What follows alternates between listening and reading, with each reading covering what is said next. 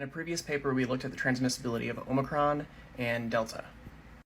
Next, we're going to consider Omicron subvariant BA.1, using this synthesis by the Ontario Public Health System. The incubation period before symptom onset for this variant was between 2 and 4.6 days, which was a lot faster range than previous variants, where the disease communicability, the ability to spread it to other people, could range from a few days before symptoms up to 14 days after symptoms, typically peaking in viral load at about 5 days, meaning that it was both more infectious and would reach infectious levels at a quicker period than previous variants. This early Omicron variant had a faster growth rate than Delta by about 2.8 times and was a faster spreader than Alpha at 3.76 times the rate. And then looking back at the literature, there was no difference in secondary attack rate of Omicron observed between children and adult contacts, implying that COVID was impacting both children and adults equally, in terms of transmission at least, where the secondary rate of transmission after close contact with Omicron was about 40%,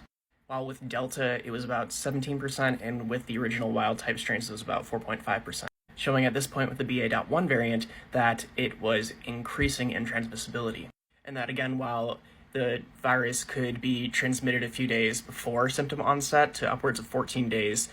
post-symptom onset, at this point only a small proportion of viral cultures were positive beyond 10 days